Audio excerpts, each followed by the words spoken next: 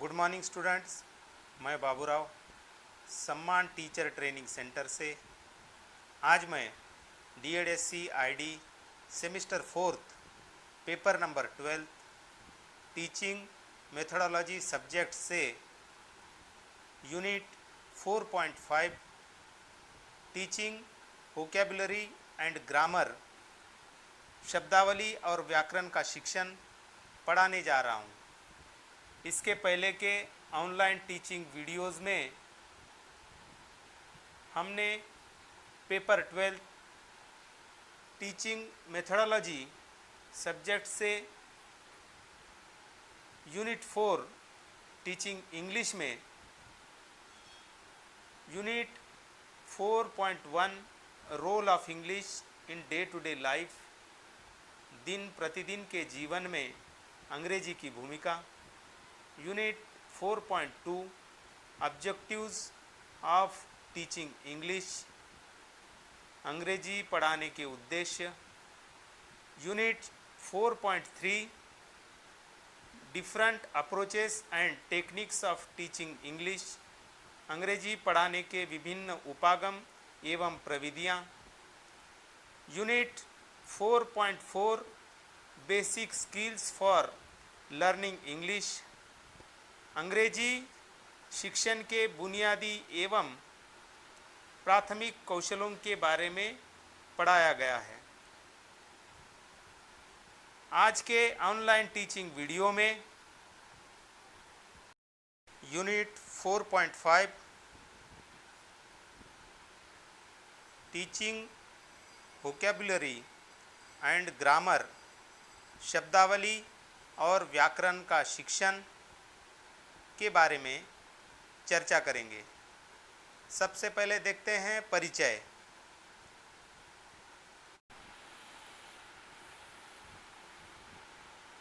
अंग्रेजी एक सार्वभौमिक भाषा है।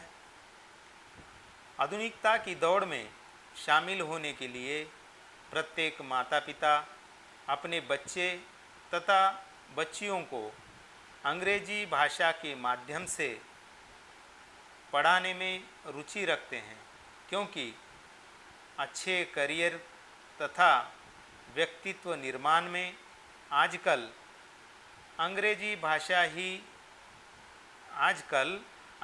भाषा की भूमिका अग्रणी हो गई है। हमारे देश में विभिन्न भाषाओं एवं बोलियों का प्रयोग किया जाता है, किंतु देश विदेश में नए नए अवसर तथा करियर निर्माण के लिए अंग्रेजी भाषा को जानना आवश्यक होता है। अंग्रेजी भाषा में अच्छा संप्रेषण करने के लिए शिक्षार्थी की शब्दावली यानी वोकैबुलरी तथा ग्रामर यानी व्याकरण दोनों में भी पकड़ अच्छी होनी चाहिए। व्यक्ति को शब्दावली तथा व्याकरण मजबूत बनाने के लिए निरंतर प्रयास की ज़रूरत होती है। शब्दावली वोकैबुलरी शब्दों के संग्रह को शब्दावली कहते हैं, जिसको अंग्रेजी में वर्ड स्टॉक भी कहते हैं। शब्दावली आम तौर पर उम्र और समय के साथ विकसित होती है। यह संचार और ज्ञान प्राप्त करने के लिए एक उपयोगी और मौलिक उपकरण के रूप में कार्य करती है। अर्थ की दृष्टि से किसी भाषा की शब्दावली दो प्रकार की होती है। पहला सामान्य शब्दावली तथा दूसरा पारिभाषिक शब्दावली। ऐसे शब्द किसी ज्ञान के क्षेत्र में एक निश्चित अर्थ में प्रयुक्त होते हैं, वे पारिभाषिक शब्द होते हैं, और जो शब्द एक निश्चित अर्थ में प्रयुक्त नहीं होते हैं वे सामान्य शब्द होते हैं। प्राचीन भारत में दर्शन, ज्योतिष, गणित, आयुर्वेद आदि कुछ विषयों में प्रचुर भारतीय शब्दावली उपलब्ध होती है, किंतु अंग्रेजी भाषा के कोश को भारत में अंग्रेज एवं पादरियों ने धर्म एवं राज प्रचार की दृष्टि से प्रकाशित किया था। आज इस भागदौड़ के युग में प्रत्येक व्यक्ति की यह आदत बनती जा रही है कि कम से कम समय में, कम से कम शब्दों में अपने मन के भावों को अभिव्यक्त करें। इस प्रकृति के फलस्वरूप ही संस्थाओं एवं संगठनों के लंबे लंबे नाम संक्षिप्त होते जा रहे हैं। नए प्रकार की इस शब्दावली को अंग्रेजी में एक्रोनिम से अभिग्रहित की जाती है। किसी भी विषय की परिभाषित शब्दावली का बड़ा ही महत्व होता है। किसी विशिष्ट विषय को समझने समझाने का परिभाषित शब्दावली के बिना समझना या समझाना असंभव है। परिभाषित शब्दावली के दो फायदे होते हैं। पहला, यह किसी विचार को समझने समझाने के लिए नए शब्दों के प्रयोग से विचारों को पंख लग जाते हैं। दूसरा, यह कि शब्द की परिभाषा करने से वह अस्पष्टता समाप्त हो जाती है जो कि उस शब्द की सामान्य अर्थों में प्रयोग में आती है।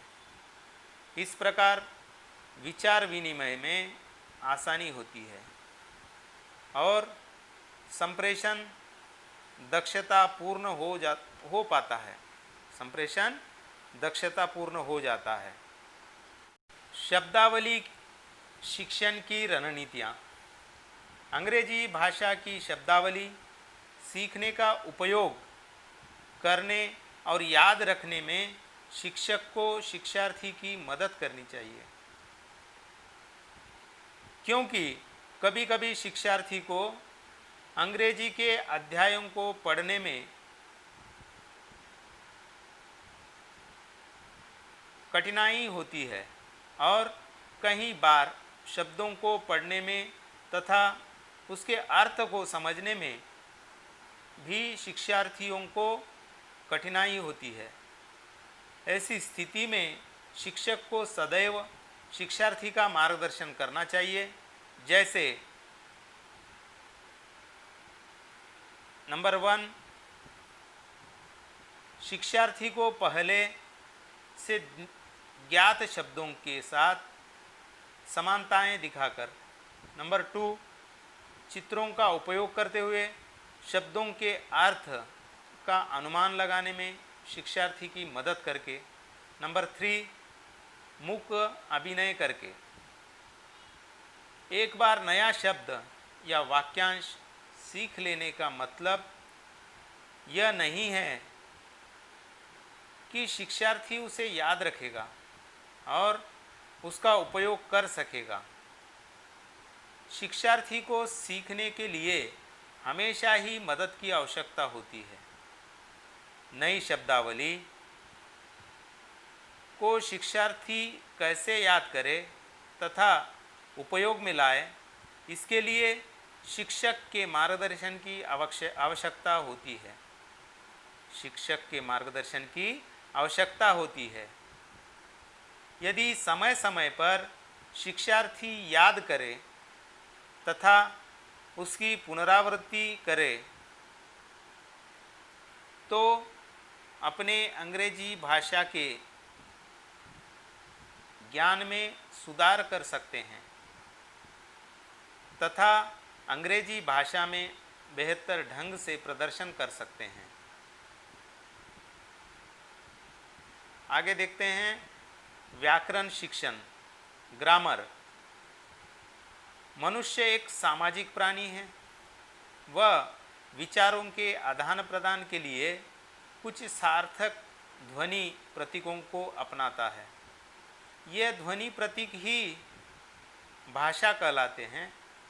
भाषा में कालांतर में सर्वमान्य रूपों का विश्लेषण कर उसमें कुछ नियम निकाले गए हैं। ये नियम ही भिन्न भिन्न भाषाओं के अपने व्याकरण के अंग है। व्याकरण एक ऐसा शास्त्र है, व्याकरण एक ऐसा शास्त्र है जो यह बताता है कि किस वाक्य में कौन सा शब्द कहाँ रहना चाहिए। व्याकरण भाषा के सर्वमान्य रूप का संरक्षण करता है। आगे देखते हैं व्याकरण का अर्थ एवं परिभाषा। व्याकरण की शिक्षा भाषा शिक्षण का महत्वपूर्ण एवं अनिवार्य अंग है। व्याकरण भाषा का दिशा निर्देशन करता है और उसे सरलता से अपेक्षित लक्ष्य तक पहुंचाता है। व्याकरण वह शास्त्र है जो भाषा से संबंधित नियमों का ज्ञान कराता है। किसी भी भाषा की संरचना का सिद्धांत अथवा नियम ही व्याकरण है। भाषा यदि साध्य है तो व्याकरण उसका साधन है।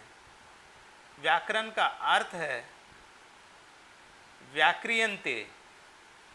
व्याकरण के द्वारा किसी भी विषय को स्पष्ट रूप से प्रस्तुत किया जा सकता है। व्याकरण भाषा का ही एक रूप है। व्याकरण को भाषा न कहकर भाषा का ही एक रूप कहा जाता है।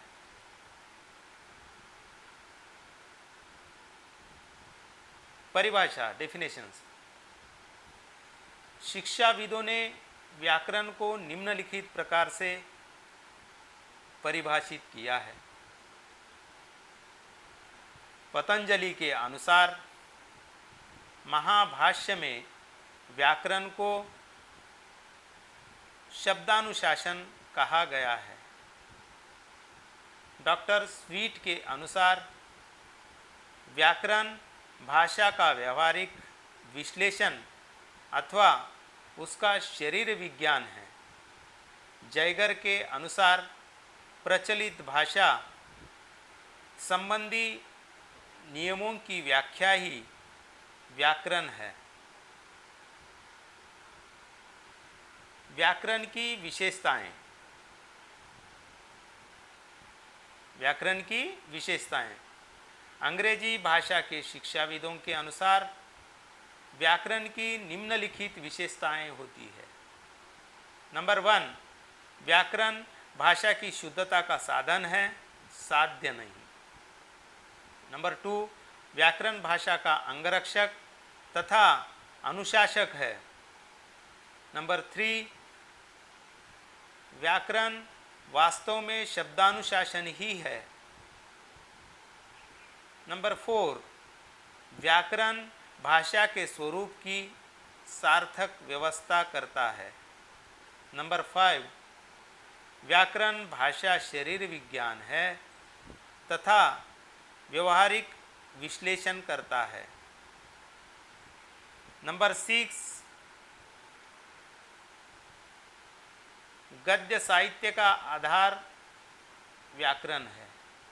नंबर 7, भाषा की पूर्णता के लिए पढ़ना, लिखना, बोलना तथा सुनना चारों कौशलों की शुद्धता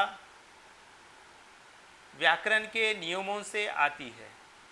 नंबर 8, भाषा की मितव्ययता व्याकरण से होती है। नंबर 9, वाक्य की संरचना शुद्धता भाषा के व्याकरण से आती है। नंबर 10, व्याकरण से नवीन भाषा सीखने में सरलता एवं सुगमता होती है। व्याकरण की शिक्षण विधि या प्रक्रिया। भाषा शिक्षक जब शिक्षार्थी को व्याकरण की शिक्षा देता है तो वह यदि शिक्षण प्रक्रिया को रुचिकर बनाकर शिक्षण करवाता है तो शिक्षार्थी बहुत लगन से व्याकरण का अध्ययन करते हैं और व्याकरण का उपयोग करना सरलतापूर्वक एवं रुचिपूर्वक सीखते हैं।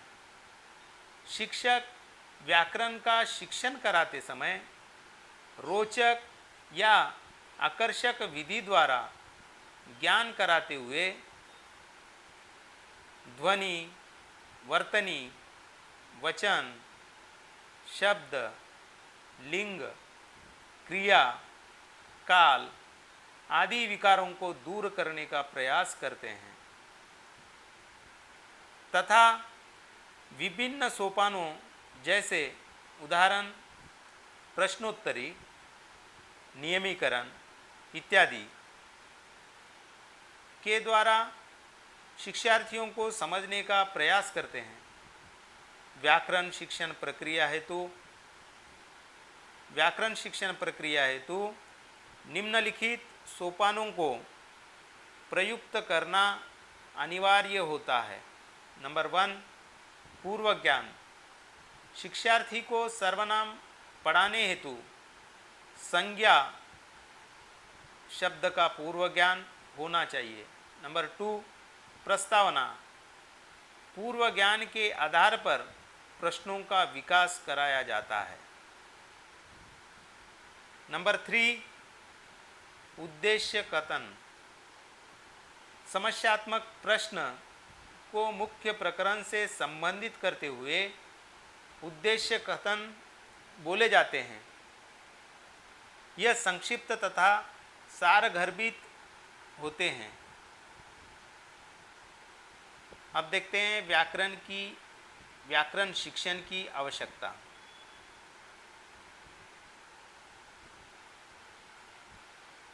व्याकरण की शिक्षा भाषा शिक्षण का अनिवार्य एवं महत्वपूर्ण अंग है।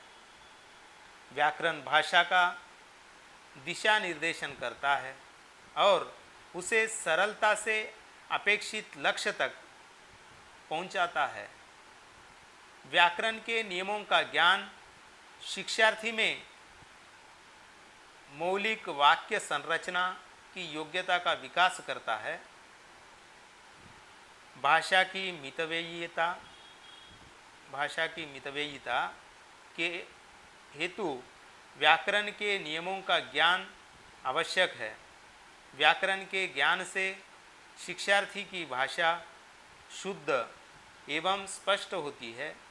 शुद्ध संप्रेषण व्याकरण के उपयोग पर निर्भर होता है। इसीलिए शिक्षक को किसी भी भाषा का ज्ञान कराते समय शिक्षार्थी को व्याकरण का ज्ञान कराना अनिवार्य होता है। आगे देखते हैं व्याकरण के तत्व। भाषा की इकाई वाक्य, वाक्य की इकाई शब्द और शब्द की इकाई अक्षर होते हैं। किसी भाषा के स्वरूप को समझने के लिए अक्षरों, शब्दों और वाक्यों इन तीनों के स्वरूप को समझना होता है। यही व्याकरण के मूल तत्व होते हैं और इन्हें क्रमशः ध्वनि विज्ञान, शब्द विज्ञान और वाक्य रचना कहा जाता है। व्याकरण के तत्व शॉर्टकट में इस तरह भी देख सकते हैं। अक्षर अक्षर विज्ञान, शब्द शब्द विज्ञान, वाक्य वाक्य रचना। आगे देखेंगे व्याकरण शिक्षण के उद्देश्य।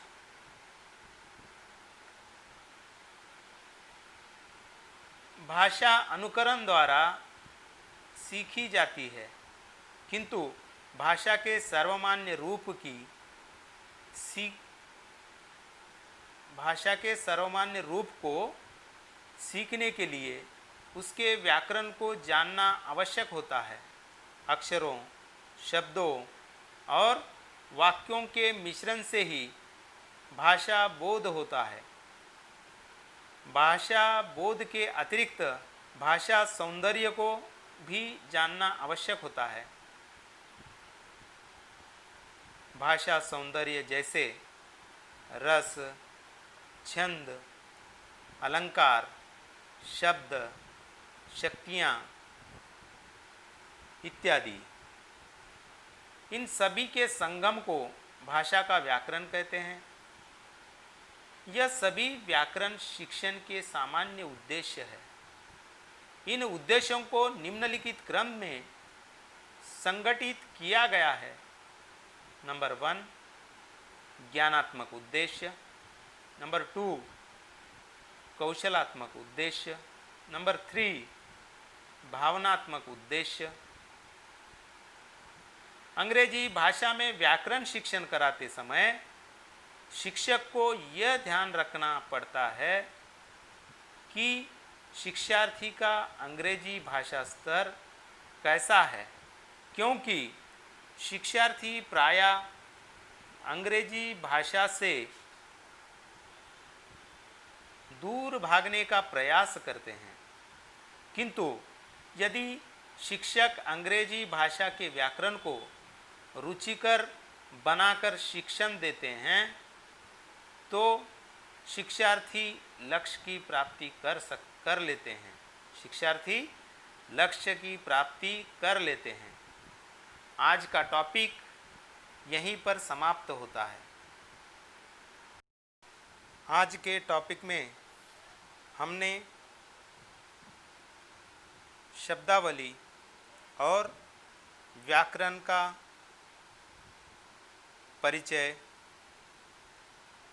शब्दावली शिक्षण की रणनीतियाँ, व्याकरण शिक्षण की विधि या प्रक्रिया, व्याकरण शिक्षण की आवश्यकता, व्याकरण के तत्व, व्याकरण शिक्षण के उद्देश्य, इन सब के बारे में विस्तृत रूप से चर्चा किया गया। इसी टॉपिक के आधार पर मैं आप लोगों को 2 प्रश्न दे रहा हूं। आप उन 2 प्रश्नों के उत्तर लिखकर स्टूडेंट्स व्हाट्सएप ग्रुप में पोस्ट कर दीजिए।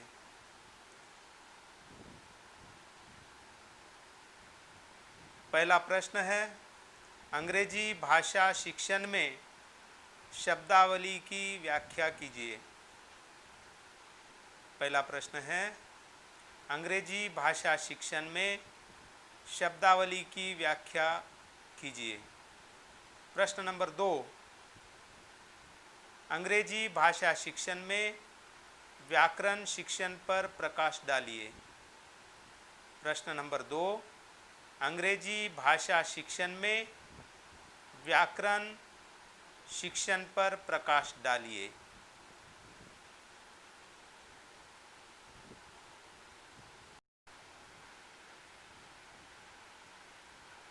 धन्यवाद।